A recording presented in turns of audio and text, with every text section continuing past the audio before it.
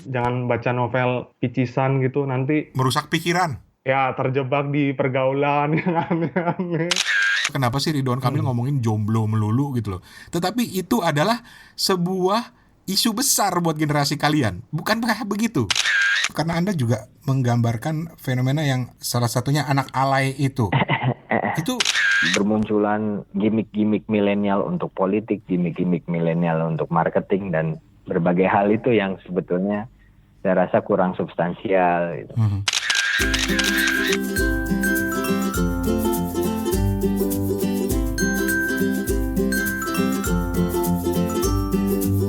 Halo, assalamualaikum Kap, sawadikap. Ketemu lagi di Suarane Podcast episode ke-18. Kali ini adalah segmen Kepo Buku. Masih bersama gue Rane Hafid dari Bangkok, Thailand. Nanti gue akan ditemenin juga dengan Steven Sitongan dari Ambon, co-host Kepo Buku. Dan Suarane Podcast episode Kepo Buku kali ini udah lama gue pribadi tunggu-tunggu, karena kita akan membahas soal satu buku keren yang memotret anak-anak muda Indonesia sekarang, atau istilah kalian kid zaman now ya. Oke.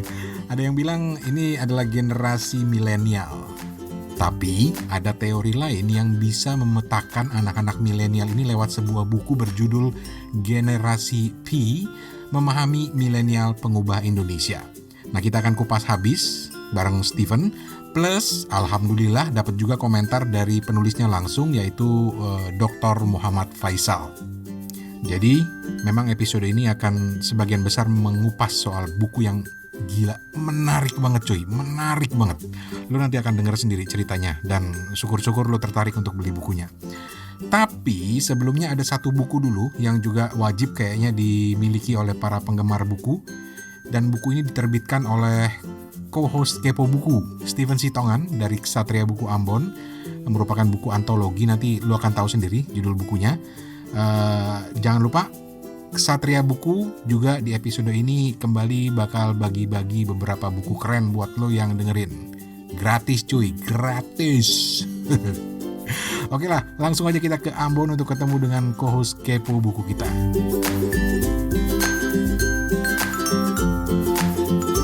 Apa kabar Steven? Iya, baik Bang Rane dan pendengar Suarane dimanapun Anda berada. Asik, lu udah kayak orang RRI aja lo ngomongnya. Oh gitu ya? Kurang sekali di udara tetap di udara. Sekali di udara tetap di udara. Oke. Kita belakangan agak jarang ini bikin episode Kepo Buku karena sesuatu dan lain hal. Tapi gue selalu berusaha untuk tidak melewatkan, karena Steven ini selalu punya informasi banyak buku-buku keren gitu. Tapi ngobrol-ngobrol, gimana nih Ksatria Buku? Masih lancar? Satria Buku masih bertahan, masih bertahan. Nah, buat teman-teman yang baru dengar atau baru kenal, Steven ini punya apa ya, dia punya toko buku online namanya Ksatria Buku. Itu koleksi-koleksinya bisa dilihat di Instagram Ksatria Buku, KSATRIA Buku, atau di mana Steven? Di Tokopedia. Tokopedia Ksatria Buku Ambon ya. Iya, betul. Gitu. Satu info terbaru nih. Aku ada penerbitan satu buku antologi kolaborasi menulis gitu, Bang. Oke. Sebuah kolaborasi menulis aku dan buku. Nah, bukunya baru terbit, dan mungkin ini juga buat promosi buku tersebut, karena buku tersebut keuntungannya akan disumbangkan ke lembaga-lembaga literasi di pelosok. Oke. Jadi ini Steven yang menggagas dengan teman-teman atau ada pihak lain? Itu bermula dari saya dan seorang editor di penerbitan Jogja. Kami berdua pengen bikin sesuatu gitu, pengen bikin kolaborasi menulis, dan Mas Dion Yulianto ini yang kebetulan seorang editor juga menyanggupi untuk mengedit tulisan-tulisan yang akan masuk dan menyeleksi naskah-naskah yang ada. Jadi saya dan Mas Dion kemudian berhasil mendapatkan naskah dari 8 orang pembaca, yang kemudian akhirnya di bulan April kemarin terbit oleh penerbit Buku Kata di Solo. Oke, jadi antologi Aku dan Buku, ini kumpulan karya Intinya bercerita tentang apa buku ini? Buku ini menceritakan tentang keseharian orang-orang ini dengan buku, misalnya tulisannya Mbak Truli Rudiono, seorang pustakawan dari UI.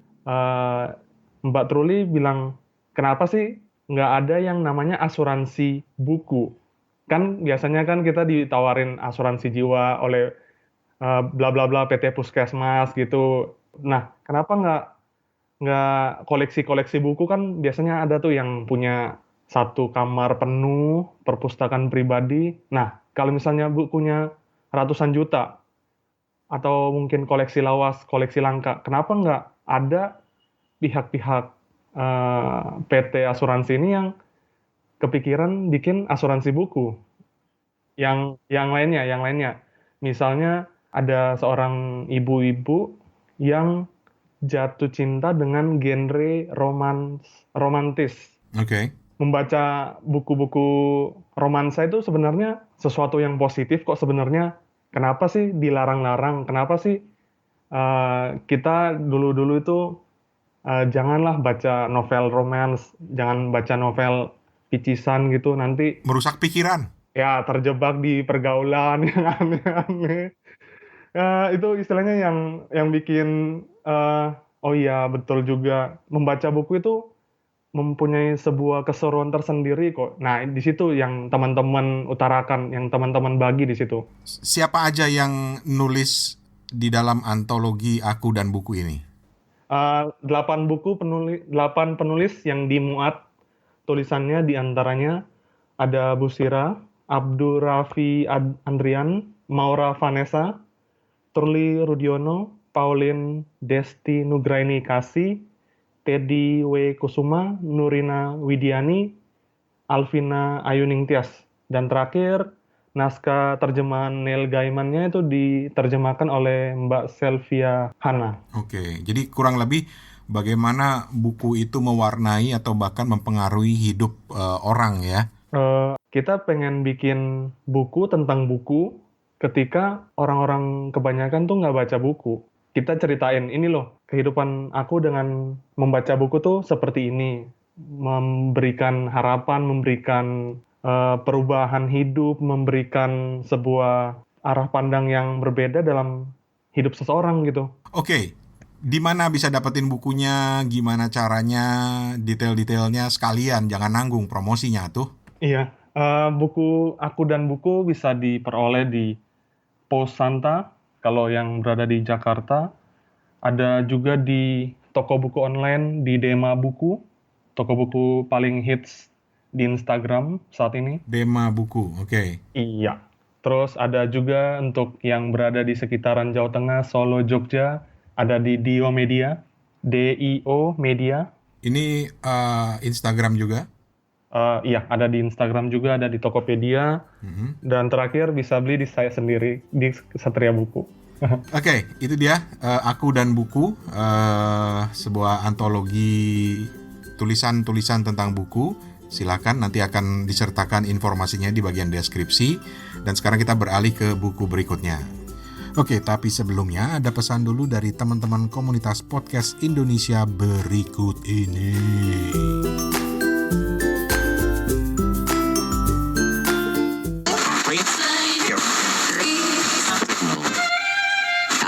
Maaf, bukannya mau ganggu siaran, bukan juga mau so nasehatin, tapi maaf, besok Senin The Podcast bisa didengerin via soundcloud.com/podcast besok Senin. Maaf, lo dengerin gak dengerin, besok tetap Senin. Okay.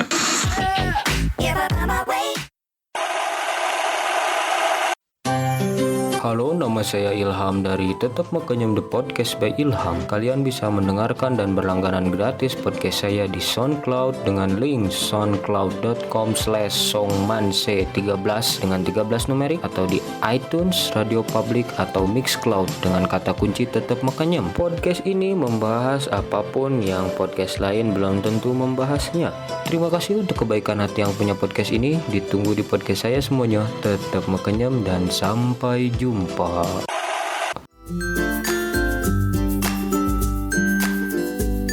Oke, sekarang di bagian kedua ini kita akan membahas sebuah buku yang memang udah lama banget diniatin. Gue sendiri udah lama banget pengen beli bukunya, Oh, tapi nggak tersedia secara online. Sampai sempat nanya langsung ke penulisnya, ke penerbitnya, ada nggak versi digitalnya? Ternyata nggak ada.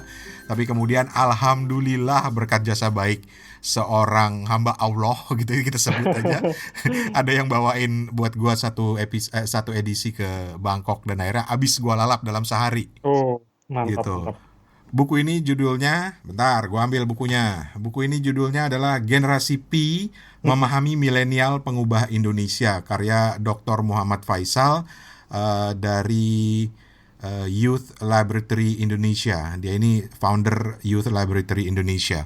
Nah, kita akan cerita komentar masing-masing karena Steven juga udah baca ya. Iya, udah baca. Yang menarik dari buku ini apa, ceritanya tentang apa. Mudah-mudahan kita bisa menghubungi Mas Faisal juga untuk nanya-nanya langsung. Tapi gue langsung penasaran, pengen tahu. Lu termasuk ke dalam generasi P ya, Steven ya? Iya, generasi yang lahir di tahun 88 sampai 2000. Ya, nggak masuk gue. Ah, masuknya apa berarti? Generasi alfa ya, alfa. Oh, kejauhan. Oke, sebelumnya kita singgung dulu deh sedikit ya. Jadi di buku ini, yang menarik dari buku ini karena Mas Faisal ini mencoba memetakan generasi-generasi itu yang konsepnya itu berbeda dari pemahaman tentang generasi-generasi yang kita tahu. Kalau di Barat itu kan ada Baby boomer, baby boomers, terus ada late baby boomer. late baby boomers, generasi X, generasi Y, generasi Z. Dan Mas Faisal itu percaya banget dalam buku ini bahwa Indonesia itu punya karakteristik sendiri. Itu yang bikin gue jatuh cinta sama buku ini. Karena apa? Iya. Gue tuh sering banget baca buku tentang generasi digital natives gitu kan ya. Iya. Tapi yang ngeselin tuh karena konteksnya itu semua konteks Amerika gitu. Iya, internasional. Makanya gue seneng banget ketika nemu buku ini dan ini mencoba melihatnya dari konteks yang khas Indonesia gitu ya. Iya. Jadi kita coba jelasin dulu. Jadi Mas Faisal ini dalam kurun waktu sekitar 30 tahunan itu menurut dia ada Sebuah siklus. ada siklus dan ada beberapa generasi. Yang pertama itu generasi alfa, yaitu gambarannya adalah generasinya Soekarno, Tan Malaka gitu kan ya. Iya. Founding fathers-nya Indonesia lah. Terus ada generasi beta, ini generasinya ada Malik, Soeharto gitu ya. Iya. Terus generasi omega itu generasinya Iwan Fals, Rano Karno gitu kan. Iya. Ini Warkop DKI. Warkop DKI. Dan gue kayaknya masuk di generasi ini gitu ya. Sementara itu generasi yang sekarang ini adalah generasi P, yaitu mereka yang lahir sekitar tahun 82 sampai 2004 gitu. Oke. Gitu. Steven ada di generasi ini gitu ya. Itu sebagai gambaran besar aja dulu tentang pembagian generasi menurut Mas Faisal, Dr. Muhammad Faisal penulisnya. Dokter, ya. Nah, oke.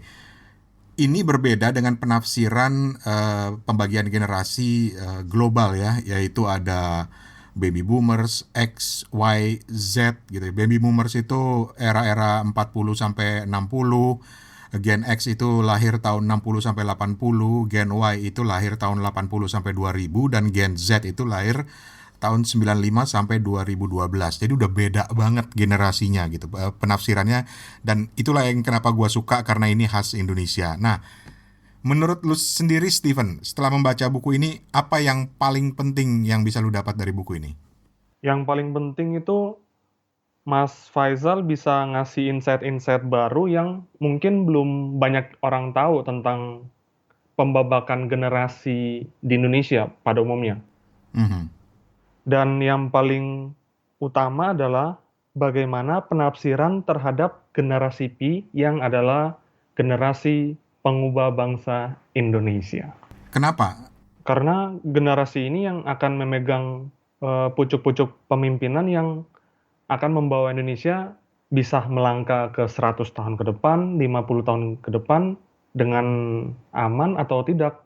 Dan Mas Faisal memberikan temuan-temuan riset yang diadakan di berbagai kota, dan secara umum apa itu generasi Pi, apa itu karakteristik-karakteristik yang berhubungan dengan generasi Pi ini diulas secara cukup baik. Bagaimana meng-approach generasi Pi juga dijelaskan di sini, bagaimana cara megang generasi Pi ini juga, dan yang paling penting apa sih tantangan-tantangan ke depan yang dihadapi oleh generasi Pi. Ini semua merangkum bagaimana generasi Pi ini di mata seorang peneliti dan dikemas dengan cara yang ditulis populer gitu. Oke. Tapi yang menarik dari buku ini, generasi Pi ini harus kita pandang dari sisi yang berbeda, yang unik gitu ya. Misalnya kadang-kadang kita menganggapnya sebagai generasi yang irasional dalam bertindak gitu. Iya. Mereka lahir di situasi sosial politik yang berbeda. Di satu sisi digital itu sudah menjadi bagian dari kehidupan mereka, tapi juga radikalisme dan juga kekerasan itu juga sedang mewarnai kehidupan sekarang gitu ya. Dan mereka cenderung independen dan banyak sekali mewarnai kehidupan mereka itu dengan hal-hal yang bersifat kreatif. Menurut lu gimana? Lu generasi Pi kan? Lu itu persis nggak sih menggambarkan diri lu kalau misalnya gua harus menghadapkan buku ini seperti cermin ke lo gitu, Steven? Memang problematika sosial yang dihadapi itu benar-benar real ya, yang aku rasain. Contohnya kayak gini yang ditulis di 116, misalnya permasalahan jomblo, merasa teralienasi dari lingkungan pergaulan, minder sosial karena tidak memiliki kelebihan, takut gagal secara akademik, kecemasan terhadap penilaian sosial, lagi-lagi karena masalah status mungkin ya, kayak gitu. Menyesuaikan diri dengan orang tua di era digital. Dan yang paling aku lihat memang bagaimana kita menghadapi yang namanya keep up dengan kekinian, rasa takut kehilangan sesuatu yang terkini gitu, fear of missing out gitu. Itu khas banget ya, generasi yang lahir di era digital ya. Iya, banget. Dan penting sekali kita lihat juga selain generasi Pi ini sendiri, ternyata ketika di zoom in, ketika ditelaah lebih lagi, itu ada sebuah tantangan yang bisa dibilang tantangan yang nggak mudah gitu, karena ada pembagian low tier sosial sama kelas sosial yang lebih tinggi kan Bang, yang dibilangin sama Mas Faisal itu. Kelas sosial ini yang mungkin saja bikin generasi milenial kita itu nggak bisa sederap gitu, karena di satu sisi ada yang namanya kan generasi alay di halaman 189. Oke, gue lagi buka juga bukunya. 189. Oke. Nah, tantangan yang dihadapi oleh generasi milenial Indonesia adalah kedua kutub ini memang memiliki modal yang cukup untuk menjadi tulang punggung Indonesia. Tapi kalau kedua kubu ini tidak dipersatukan, tidak dirangkul dengan sebaik-baiknya, itu adalah tantangan-tantangan yang cukup berat untuk kita ke depan gitu. Pembagian kelas secara sosial ekonomi ya Bang ya, yang aku maksud tadi. Lu merasakan nggak bahwa ini relevan banget dengan gua gitu loh, sebagai orang yang ada di generasi Pi?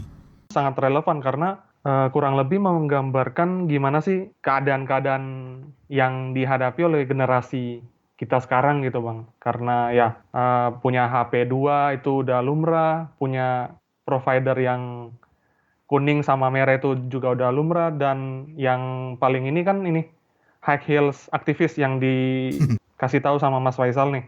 Kalau sekarang aksi kreatif yang viral di media sosial tuh lebih disukai karena demonstrasi-demonstrasi yang turun ke jalan biasanya kan berakhir dengan adu fisik gitu, bentrokan gitu, yang istilahnya yang dihindari lah gitu. Dan tanpa gue sadari, gue ini udah masuk dalam kategori orang tuanya generasi Pi. Karena anak gue udah lahir tahun 2000 ke atas lah gitu. Iya. Jadi gue teringat ketika bagaimana di zaman bokap gue dulu, mereka juga melihat generasi gue itu sebagai generasi yang aneh, beda gitu ya. Tapi Iya. ketika gue sudah ada pada posisi beliau dan gue melihat generasi ke belakang, banyak hal yang menjadi kritik gue. Misalnya lembek, tidak tahan pressure. Gue sempatlah beberapa kali kerja dengan anak-anak dari generasi itu dan gue merasa bahwa mereka kurang fight. Kemudian dalam melihat generasi itu juga satu hal yang bikin gue kesel kadang-kadang adalah karena di generasi Pi inilah lahir generasi tawuran menurut gue. Karena mereka adalah generasi-generasi yang kompak gitu, tetapi kemudian kekompakannya itu salah satunya diwujudkan dalam fenomena tawuran. Lu lihat deh, fenomena tawuran itu kan baru muncul di generasi-generasi ini, mulai dari tawuran anak SMA, bahkan SD aja udah ada yang tawuran gitu kan. Kemudian nonton bola tawuran, kemudian pindah ke online tawuran gitu loh. Orang ngebully orang secara online itu kan buat gue adalah bentuk tawuran. Nah, yang menariknya adalah karena di buku ini dijelasin oleh Mas Faisal fenomena-fenomena ini. Misalnya bagaimana dia bilang bahwa kekuatan sosial dari demografi anak muda itu sebenarnya ada pada yang disebut sebagai lower tier youth. Itulah para alay itu yang disebut Stephen tadi, dan mereka melakukan kegiatan apapun tuh kecenderungannya dilakukan secara kolektif, tidak dilakukan secara individual, dan mungkin ini yang melahirkan. Jadi disinilah kemudian gue tertarik untuk membaca buku ini lebih dalam untuk mencoba memahami generasi-generasi sekarang itu seperti apa, supaya gue tidak berubah jadi grumpy old man istilahnya.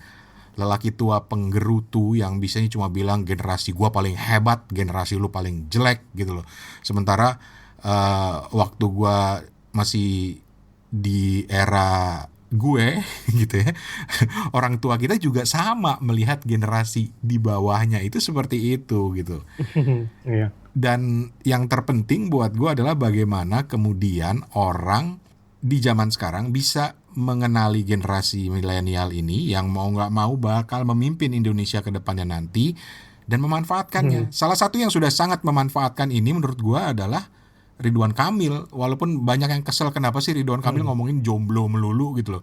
Tetapi itu adalah sebuah isu besar buat generasi kalian. Bukankah begitu, Steven? Iya, betul. Makanya kan dibikin selain yang dibilang tadi kan di Pemkot Bandung bikin lembaga konsultasi mental ya kalau nggak salah. Yang intinya kan ini merawat para jombloan dan jomblowati itu kalau misalnya ini bermasalah dengan masalah asmara gitu. Ya istilahnya untuk bagaimana sebuah pemerintahan bisa merangkul, bisa mengedukasi dan memberikan fasilitas-fasilitas dalam bentuk jasmani dan rohani kepada warga-warga milenialnya tuh jempolan memang. Betul sekali. Dan yang menarik juga adalah bahwa di era pemerintahan sekarang, gua nggak bermaksud kampanye, bahwa anak-anak muda, terutama generasi Pi atau generasi milenialnya Indonesia ini lebih mendapat tempat. Misalnya mereka diberikan difasilitasi untuk lebih berkarya gitu kan, dan lahirlah banyak sosok-sosok menarik di situ ya. Tapi ya lagi-lagi gue tertarik gitu loh untuk melihat ini karena dan menanyakan dari sisi lo, kenal lo adalah bagian dari generasi itu, Steven. Karena ya itu kebutuhan untuk aktualisasi diri, kebutuhan untuk bisa berkontribusi kepada masyarakat juga betul-betul menjadi concern yang kita hadapi gitu, generasi sekarang hadapi, bagaimana bisa berkontribusi kepada nusa dan bangsa gitu. Oke. Dan mudah-mudahan kita bisa dapetin Mas Faisalnya nanti ya untuk cerita lebih banyak tentang cikal bakal sampai dia muncul dengan buku ini. Yang jelas buat gue ini buku sangat penting, dan kalau harus ada masuk daftar buku yang paling penting dalam abad ini, gue akan ambil ini buku salah satu acuannya. Karena ini Indonesia banget. Setuju. Di tahun ini pun aku rasa masih sangat relevan, dan mungkin bagi para politisi bisa jadi bocoran ya Bang ya, untuk bagaimana menggaet suara dari kubu generasi Pi. Betul banget.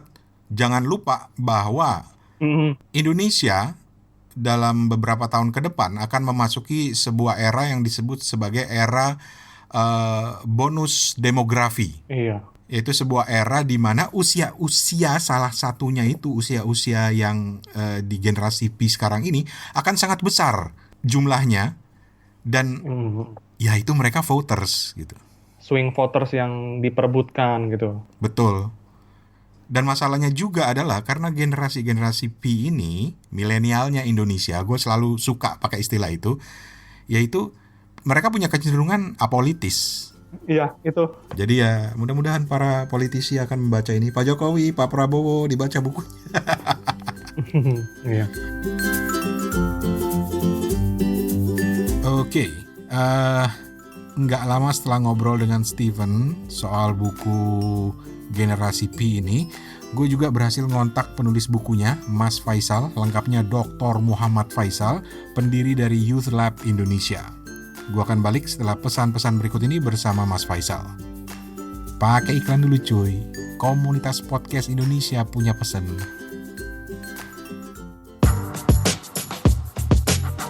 Algoripta dari Rengereng Radio. Rengereng Radio adalah sebuah podcast mingguan yang membahas mengenai pop culture, dunia digital, dan berbagai hal menarik dari ranah internet melalui kacamata seorang pekerja media.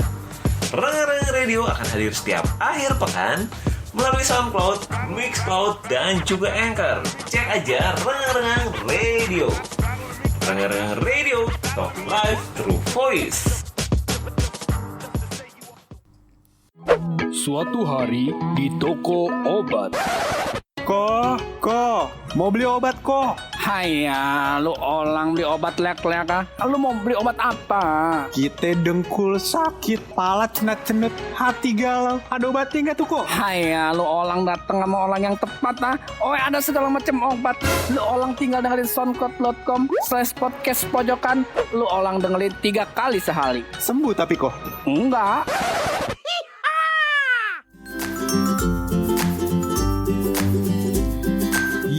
Balik lagi di Suarane Podcast episode 18 edisi Kepo Buku, dan kita masih bahas buku Generasi Pi, Memahami Milenial Pengubah Indonesia.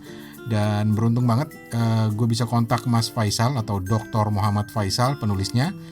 Mas Faisal ini adalah seorang peneliti anak muda dan founder dari Youth Lab Indonesia yang menuangkan hasil penelitian panjangnya ke buku yang asli keren banget. Lo mau anak milenial atau lo mau generasi X kayak gue, wajib baca. Kalau perlu lo beli itu buku, kasih ke bokap lo juga biar mereka tahu gitu. Obrolan lengkap dengan Mas Faisal ini lumayan panjang, tapi nanti gue akan upload secara terpisah ya. Untuk episode ini sih gue akan fokus lebih banyak ke bukunya. Dan obrolan kita dengan Mas Faisal akan diawali dari behind the scene atau awal mula dia mulai menulis buku ini. Kita dengerin.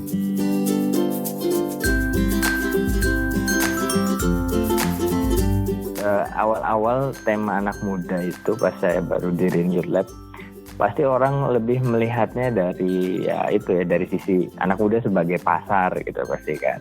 Yep. Lalu yang pertama ditarik adalah consumer behavior, perilaku media gitu. Nah, ketika saya mulai menggali data-data awal itu, ya banyak hal-hal lucu sih. Jadi kayak, ini aneh nih, kayak cara anak muda kita misalnya di awal-awal tuh menggunakan Twitter tuh beda sama anak muda di negara lain menggunakan Twitter gitu. Kayak misalnya waktu itu kan saya pada akhirnya banyak berkomunikasi dengan sesama peneliti anak muda di negara lain, misalnya di Indonesia kayak dual handset aja itu kan sangat menarik yang saya tulis di Generasi V juga. Jadi anak muda Indonesia kan paling di awal penetrasi mobile phone mereka menggunakan 2 handphone, dan itu tidak terjadi di negara lain ternyata. Betul. Karena anak-anak mudanya tidak seperti itu. Lalu Twitter itu digunakan sebagai pengganti SMS, kan kita waktu itu sempat mengalami transisi itu. Jadi SMS nggak pernah dibales, tapi kalau di Twitter dibales gitu. Itu juga tidak terjadi di negara lain. Sesuatu yang kita sehari-hari mungkin di sini take it for granted, ya itu kan biasa, tapi ternyata dari perspektif negara lain gitu loh, sesama anak muda kalau dibandingkan itu nggak terjadi. Dan saya coba cari eksplanasinya, dan ternyata eksplanasinya bukan dari dunia consumer behavior, tapi kaitannya ke budaya, kaitannya dengan ya macam-macam hal itu yang akhirnya jadi sangat gado-gado banget itu. Kok kemarin saya ngisi acara di kampus bareng ada namanya Mas Benny itu dari Jakarta Post, dia bilang saya kira ini bukunya psikologi banget, pas saya buka kok isinya multidisiplin, terus saya baru sadar oh iya ini gado-gado banget ya buku ya. Tapi justru menarik karena benar-benar gue banget kalau kata anak-anak muda gitu, benar-benar menggambarkan mereka sekali. Dan ini salah satu yang saya baca juga, dan juga banyak artikel tentang buku ini yang saya lihat di media adalah Anda juga kemudian banyak terjun langsung ke mereka. Iya, jadi pas pertama kali mendirikan Youth Lab kan ini behind the scene-nya itu dengan modal yang sedikit lah. Lalu karena kita modalnya sedikit, pada akhirnya kita berpikir gimana caranya bermodalkan hanya uang sedikit, lalu tim yang hanya terdiri dari 4 orang, kita bisa membuat satu riset yang bisa membahas dan banyak hal, lalu terus mendalam. Jadi itu targetnya. Nah, pada akhirnya kita ya oke, dengan 4 orang ini berarti kita harus bisa ngerjain dari hulu ke hilir masing-masing gitu. Jadi itu bermula dari situ aja sih Mas. Setelah itu terus kita mulai kayak ngerjain semua sendiri, terjun ke lapangan sendiri, wawancara sendiri, olah data sendiri. Jadi kita kayak kayak menyelam jadi dalam banget gitu, tanpa disadari. Dan benar-benar jadi memahami kondisi kehidupan mereka ya. Oke. Iya. Jadi kalau di bureau riset lain kan biasanya ya misalnya pertanyaan itu disusun oleh seorang analis gitu. Terus nanti dia didelegasiin ke yang turun ke lapangan, yang di lapangan nanti cari ada tim responden, terus lalu kan jadi antara data dengan si penelitinya tuh ada jarak yang sangat jauh gitu. Nah itu nggak kejadian sebetulnya karena keterbatasan ini aja di sisi finansial kita aja, tapi pada akhirnya itu ada jadi keberkahan tersendiri gitu. Keren. Mas, salah satu yang menarik yang juga kami diskusikan barusan dengan saya punya co-host satu orang di Ambon, penggemar buku juga, dan kita barusan ngobrolin buku ini, yaitu soal yang khas Indonesia juga kami lihat tuh, karena Anda juga menggambarkan fenomena yang lower tier. Salah satunya anak alay itu. Itu memang nggak ada di fenomena di negara lain seperti itu, Mas. Lower tier, kemudian ada upper tiernya, sampai dibedakan begitu. Ada sebetulnya ada. Jadi awalnya tema lower tier itu muncul ketika saya email-emailan dan sering Skype dengan seorang peneliti di India namanya Kaustav. Dan dia memang khusus sama kayak saya juga neliti anak muda. Lalu kalau dia bilang kalau di India itu mungkin sekitar 80% sebetulnya anak-anak lower tier kata dia. I see. Walaupun tren itu pasti kebanyakan dari upper class, tapi tetap dinamika pasar itu di lower tier. Lalu akhirnya terus dia punya satu report tersendiri tentang itu, yang itu yang menginspirasi saya untuk ini sebetulnya ini menarik juga di Indonesia itu bagaimana. Dan setelah kita cari-cari ternyata di sini ini yang disebut alay ini adalah satu republik sendiri gitu. Dengan bahasa sendiri, dengan fashion sendiri gitu kan. Yang sebetulnya di Indonesia juga secara demografi kan sekarang lower class itu lebih besar, dan nanti ketika terjadi bonus demografi sebetulnya diisinya sama lower class loh, bukan sama middle class. Oke. Anda tadi nyinggung soal bonus demografi, bahwa kedepannya nanti kita akan mengalami apa yang namanya bonus demografi, bahkan mungkin dalam beberapa tahun ke depan, nggak usah nunggu sampai 2030 begitu. Tetapi bagaimana Anda melihat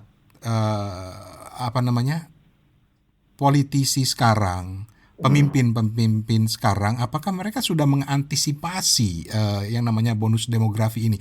Terutama kita mau pemilu nih, Mas. Apakah Anda melihat mereka sudah mengantisipasi ini? Jadi sebetulnya keluarnya buku generasi V ini kan itu karena saya kayak didorong-dorong oleh orang-orang sekitar saya untuk segera menuliskan apa-apa yang saya sering obrolin sama mereka, lalu apa yang saya suka publish tapi cuman sedikit gitu lewat report di SlideShare. Karena mereka bilang bahwa ini kayaknya arahnya salah deh narasi tentang milenial nih, karena jadi bermunculan gimmick-gimmick milenial untuk politik, gimmick-gimmick milenial untuk marketing dan berbagai hal itu yang sebetulnya saya rasa kurang substansial gitu. Karena menyambut bonus demografi itu sebetulnya tema sentralnya adalah ketenaga kerjaan kan ya. Mas Rane. Betul. Dan entah kenapa saya juga heran, ini kok media nggak ada yang ngomongin itu, padahal itu masalah yang kayaknya kena ke semua lintas segmen, lintas suku, lintas agama. Ini kayaknya tema besar untuk bonus demografi adalah ketenaga kerjaan, yang nanti derivatifnya itu ke pendidikan, derivatifnya juga nanti bahas tentang regenerasi, yang itu nanti saya mau angkat di buku berikutnya sebetulnya. Asik. Jadi sekarang ada berbagai permasalahan regenerasi sebetulnya, karena tema-tema di kota-kota besar kan sekarang sedang arahnya ke startup gitu. Digitalisasi, terus digital marketplace dan sebagainya. Tapi ketika saya masuk ke daerah-daerah yang sangat agraris gitu kan, itu ada permasalahan regenerasi petani yang kemarin baru keluar tuh beritanya. Saya bersyukur, wah ini akhirnya ada yang bahas gitu. Karena itu di berbagai kota yang saya datangi, ruang-ruang diskusi anak muda lagi banyak bahas itu gitu. Tapi entah kenapa media tidak bahas itu. Jadi regenerasi pekerjaan-pekerjaan konvensional kita itu banyak yang tidak berjalan gitu. Termasuk juga kemarin saya baru ngisi di satu forum sebuah bank besar ya, yang isinya adalah anak-anak muda pebisnis yang mewarisi tabungan orang tuanya gitulah, kurang lebih seperti itu. Dan itu menarik karena kebanyakan dari generasi kedua ini tidak mau meneruskan bisnis orang tuanya gitu. Dan ada kecenderungan mereka dari tahun ke tahun mengubah bisnisnya. Jadi tahun ini bisnis apa, tahun depan bisnis apa lagi gitu. Jadi emang bener ya, salah satu cirinya tuh galau ya. Iya. Bahkan saya kemarin ke riset ke Padang gitu, ada kawan di sana yang ya dia dianggap sebagai salah satu tokoh anak muda di sana. Dia bilang ini menarik, anak-anak Padang tuh buka coffee shop, buka tempat nongkrong yang sangat mewah ya, fancy gitu.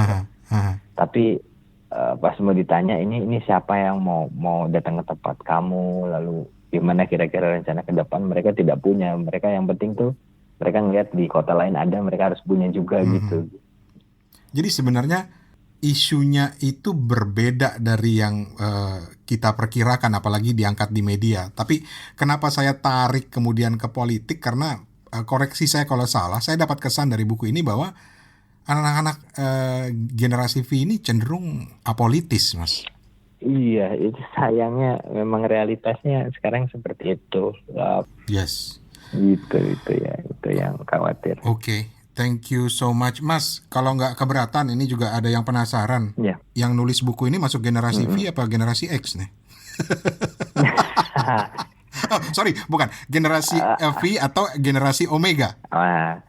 Kalau di luar negeri ada kalau nggak salah kemarin sempat publish ada buku Gen X Will Save the World gitu kan. Jadi tetap yang paling keren itu ya adalah generasi X, atau kalau di buku saya generasi Omega paling keren. Anyway, Mas Faisal, terima kasih banyak waktunya. Sama-sama. Sukses Mas, keep in touch. Oke, thank you Mas Rani.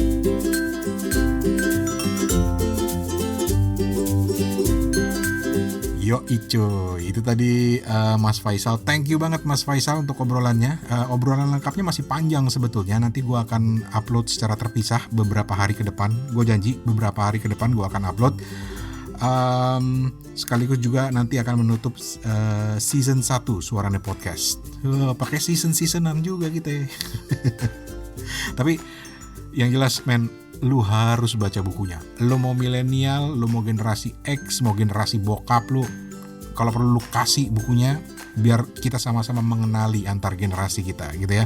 Dan yang menarik adalah seperti gue cerita tadi sama Steven juga, ini buku Indonesia banget.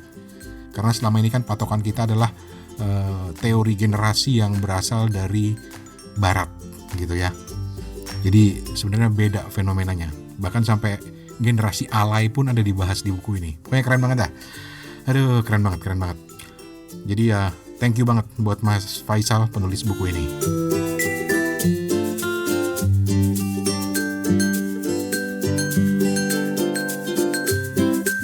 Dan saudara-saudara, sebelum kita tutup, Ksatria Buku, toko buku online-nya Steven, bakal bagi-bagi hadiah buku keren.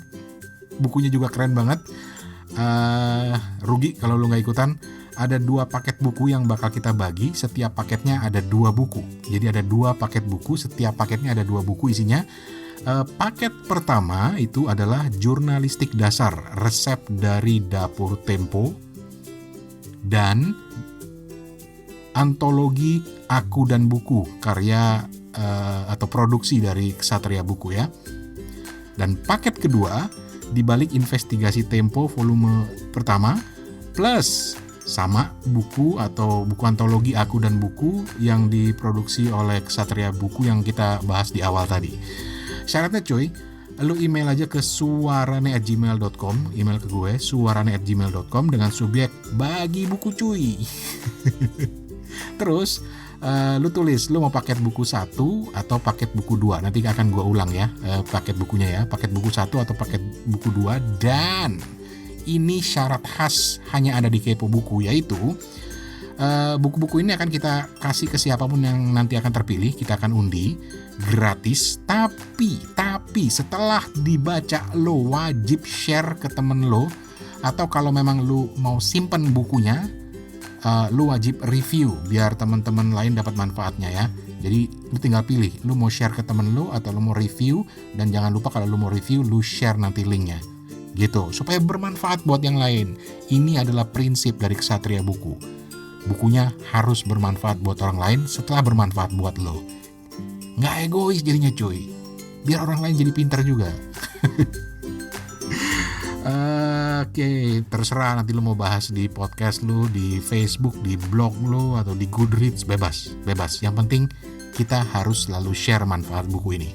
Oke, sekali lagi ada 2 paket yang bakal kita bagi gratis. Lu cukup email ke gue di suarane@gmail.com, subjeknya bagi buku cuy, dan sebutin lu mau paket yang pertama atau yang kedua, dan juga lu mau review ini atau lu mau share ke temen lu setelah lu baca.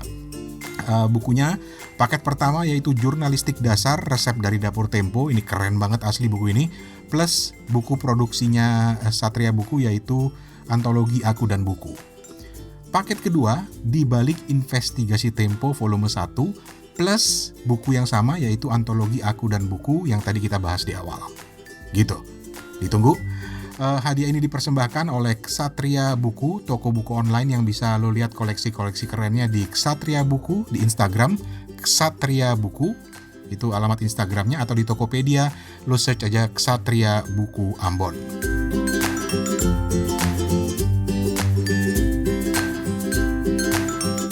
Dan sampailah kita di penghujung acara.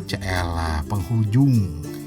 Berbeda dari biasanya, beberapa hari ke depan gue akan hadir lagi dengan obrolan lengkap bersama Mas Faisal yang tadi sempat kita kutip sedikit obrolannya, sekaligus menutup season 1 Suarane Podcast. Kenapa ditutup? Karena ada season 2 nantinya. Jadi tunggu aja beberapa hari ke depan, sebelum mulai masuk bulan Ramadan gue akan munculin satu episode. Jadi gak perlu nunggu sampai ke akhir pekan depan.